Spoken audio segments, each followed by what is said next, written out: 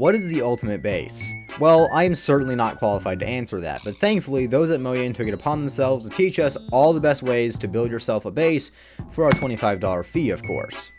I want to try and build a Minecraft base using only elements from the official Mojang Creative and Redstone guidebooks. I have a short list here of a few of the things I would say are required for a base, disregarding looks, and let's see if Mojang agrees. First off, all bases need an entrance. Okay, so I'm going to try to build the functionality bits first with the Redstone guidebook, and then use the Creative guidebook later on to build the frame around that. Okay, combination lock. Okay, so it's saying to use obsidian as like a frame, so I guess we'll just... There's our door frame, everyone. It's also using green terracotta, but I'm going to assume that's just the floor. I'll change that later. After you build the frame, you're supposed to build a wall of buttons. I thought this wall of buttons was a little overkill, but it turns out that, despite it not specifying it, this is the required size of the wall. Otherwise, the redstone literally is too big for it to fit and connect to the buttons properly. It doesn't specify like how big the walls have to be or anything, so I'm just gonna do that. I should mention that it does specify where the buttons should be, which is kind of counterintuitive to the whole like combination lock. I've got to like redo all this. I feel sorry to any child who has tried to build anything off of this, because my god. Alright, then it wants me to add like a bunch of repeaters to this, like so. So, hold on. It doesn't like this. It obviously wants me to do this, and then it wants that. Obviously, because that makes the most sense. Wait, no, then it wants this, and then it wants this, and then it wants this, and then that. What the? It then made me build all sorts of weird circuits using like locking hoppers and stuff. I think it's to teach people, like kids, how to do this sort of thing, but it is so weird. And maybe it's how they actually do it in real redstone, but it is so clunky, I really doubt it. So it should be... How fast do I have to do it? Do I need blocks in those or something? Excuse me, it isn't for you to click. You're supposed to... Okay, I do believe I'm supposed to put items in here or something. Okay, well, part of it is this. Yeah, okay, that was me. What? Hey, it's easy, guys. Look how freaking easy the entrance is. I have to build over that. The next kind of big thing is an armor swapper, which I feel like we could have kind of like once you enter the building, right? The armor swappers are only like a block thick, so I just built 3 of them. However, they were a little tall, so I ended up having to build like a second floor, so that's a thing we're gonna have to do in the future. I'm gonna love myself then. Honestly, I think this works out pretty well. Also, you get to see all the cool mechanisms down here whenever I get to building the rest of this. And they might be asking though, how do I get up here? How do I get here to there and access all my beautiful armor trims? I might have broke something. Okay, ignore what happened there. It's all good now. Anyways, how do I get from here to there? Well, Mojang has us covered. And make sure to mention this is the first of their big builds. First, I don't actually think I mentioned what this even was. This is a flying machine elevator. It's a pretty simple build. Honestly, this wasn't too bad. It's pretty much just a flying machine with an obsidian base. Make sure it doesn't drag the ground along with it. It kind of triggers it through like turning on and off redstone and like moving pistons is pretty much how it does it.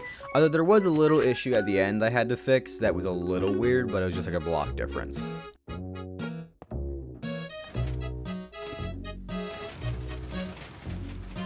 Okay, well, we had to add an extra step, but it worked in the end. But now we have a way up to the second floor. Ba ba ba! So I think another thing that's kind of important for a base is brewing potions. The Minecraft Redstone Handbook actually does give us an automatic brewer. And the first thing I had to do was make a little space for like a little room. And I decided to like have both the enchanter and the potions like in the same room accessible. Despite them not having much to do with each other in game, they are both magic, so I felt like it kind of fit. Okay, the potion brewer is done. While I'm confident that it isn't perfect, it is quite cool. I haven't tested it yet, so this could be entirely false claim, but the only problem is obviously this is pretty outdated. But I do want to test it. So what's like what's the thing for water breathing? Isn't it like...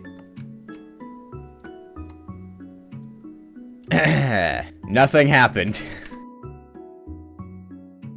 So I'm going to chalk up this failure to both a little bit of my fault and primarily Mojang's fault for releasing a book during a time where this would have worked and not updating it and telling me until I spent my hard-earned dollars on it.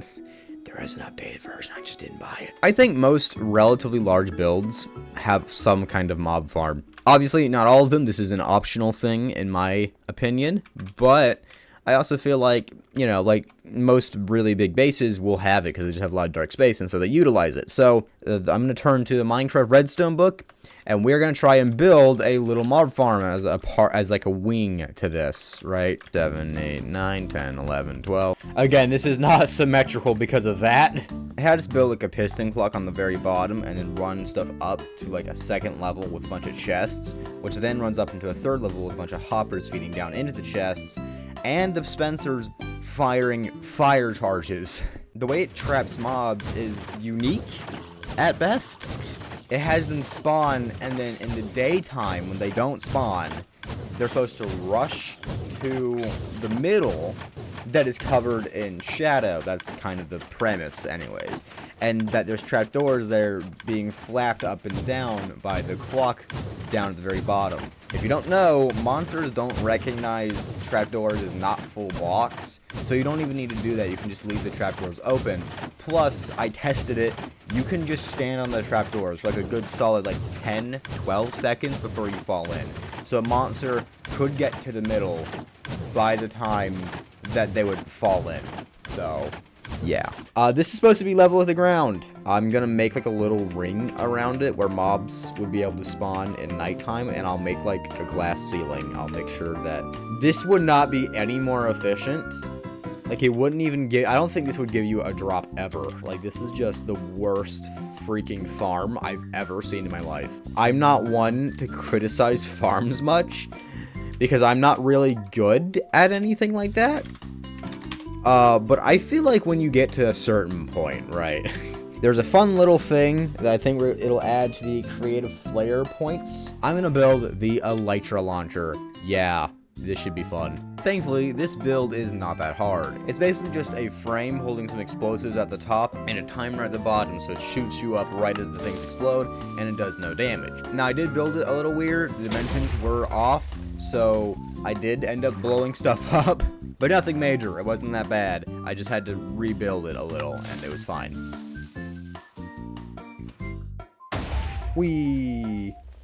Just to do a quick rundown, we've created an entrance. We've created an elevator. We've made armor trim swappers so that you can see all your beautiful new armor trims. We've made a, oh my god. We've made a pretty crappy and non-functioning potion machine thing that is, it's frankly sad. We've made a mob farm, which doesn't have any way to connect to yet. That is also kind of not functional. I mean, it functions, but not at all well. And most recently, we've made the Elytra thingy. The result is this, which is horrible. So I think it's time to pull out the creative guidebook and see if it can fix this mess. I use kind of a rustic design, which doesn't really work on this large of scale. You can't really make a massive rustic thing. You can, but it doesn't end up looking great, I would say. Because rustic is really made for, like, the rustic cottages or villages. This is, like, a massive house. And plus, it didn't even end up looking rustic. It just ended up looking like a massive cottage with no detail. I just built this up. I kind of liked how this design looked. So I just whirled it all around the rim, and that is kind of how I made the wall of the lower floor. Anyways, I ended up making the front off camera, so here it is now. Okay, so I've done some building off camera, and so far we have this as a front. It's kind of squat, but overall I like it, so I think I'm going to keep it. So I'll be honest, the handbook doesn't exactly give us a whole ton of information as to how to actually, you know, build things when it comes to your own projects. In fact, even the ones they have listed are kind of weird and can be interpreted in many ways. meaning it's not super straightforward in just terms of steps. So I kind of just built how I normally would and made sure I checked some of the stuff off in the book, like the depth thing. Anyways, I just finished it off here, and I realized halfway through that I had completely forgotten to record like an hour and a half of the work. So you're only gonna see part of the roof get done.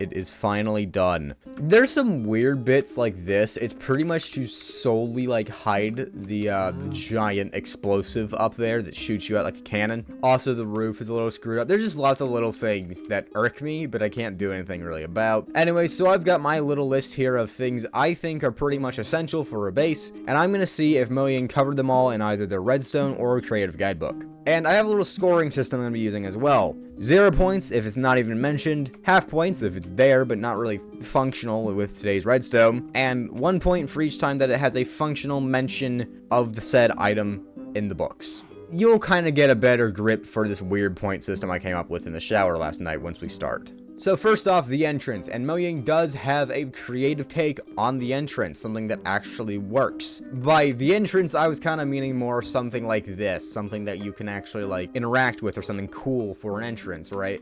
And well, they didn't really disappoint. They have a pretty standard combination lock that is uniform, and there's no way out, so there's no exit. So I'll count it as a point. I didn't say entrance then exit, I just said entrance. I did feel bad though, so there is actually a way to like get out now. I just did this. Also, I will just go ahead and point out for all you guys at home, you can just hit the button 3 times and you'll get in just fine.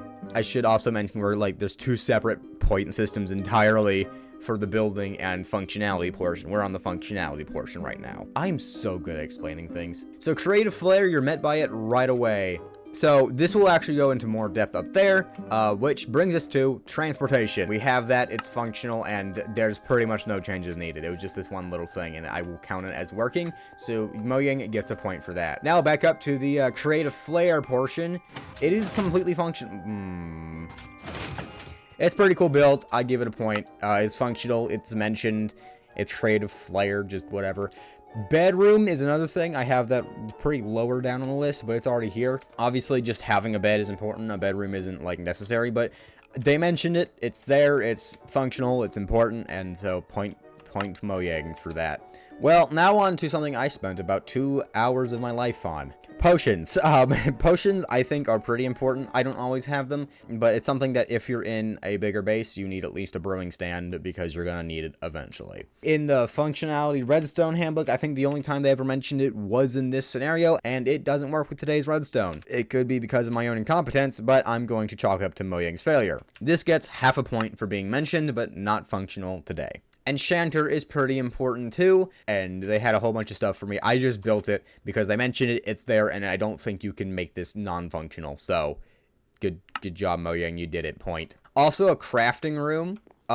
They just mentioned a crafting table at some point in time. I'm positive they had a crafting table in the picture, so I'm counting it. That's something that's essential. Mojang mentioned it, and there's no way it can't be functional. Storage system. This is something they never even mentioned. They mentioned chests, but I don't know about you, but a standalone chest is not a storage system. It's important, but the storage system is at least like 9 chests, and they don't even have to be organized. You just need something. As far as I'm aware, they said nothing about it, so this gets 0 points, or I get... Wait. Should I get negative? This is a -1 point. We're doing negatives now if they fail. Update on the rules as I change them mid-tour. For things like the potions, where they're functional but not really existent, they just get 0 points. They don't get 1 taken away, they don't get 1 added. If they don't mention it, they get 1 taken away. They didn't mention the storage system, that's -1 point. Mob farm. Yeah, they had a mob farm, but I can almost guarantee you it's non-functional, even though it technically is. It's not really. This is just, it's literally the worst thing I've ever seen in my life in terms of farms. I've built a fair few farms. I'm absolutely giving this no points. It's there. It's existent. They mentioned it. Rounding us back off to creative flair. Honestly, one of the cooler things in this, I somehow ended up here, but it's there. It's cool, and I think it's another point for creative flair. I'm gonna make a backup before I actually get on it. Backups were made. Please work. It worked. Generally, one of the cooler things, obviously, there's way easier ways to do this, but it's just really cool and fun. That gives Mojang 6 points out of a potential 8 points. That's not bad overall. Well, that's actually not a bad rating, even though I would actually personally, like, legit rate it less, but because of the just horridity of building it. But we're not rating that, we're just rating if it exists. But now onto the thing that actually took probably the most time is the actual build, because that's kind of important, especially since the book itself on its own is like $12. I spent double that for 4. As I said at the beginning of this video, I am not qualified to judge a build. However, I do know someone who is. I sent my friend 10 Legends a bunch of screenshots of the build and asked him to rate it 1 out of 10. He rated it a 5 or 6 out of 10, which is honestly way better than I thought, because I was rooting for like a 3. So I guess to answer the question of what is Mojang's ultimate base. Thank you guys for watching. This video took like 8 days to make. I know it's insane for a video like this, but seriously, the timeline on this video is insane. It's packed. If you guys like this and want to see more similar content, you can of course subscribe below or become a member of the channel. Yeah, I'm selling out with this outro. There's a new join button down below that gets you all sorts of perks, including a brand new custom role for my Discord server. Yes, which I am launching. This is the first time I've even mentioned it. You can join that down below in the link in the description, or literally anywhere on my channel. I think I have it like listed a few different places. Anyways, thank you guys so much for watching. I realize this is the most I've ever sold out with an outro.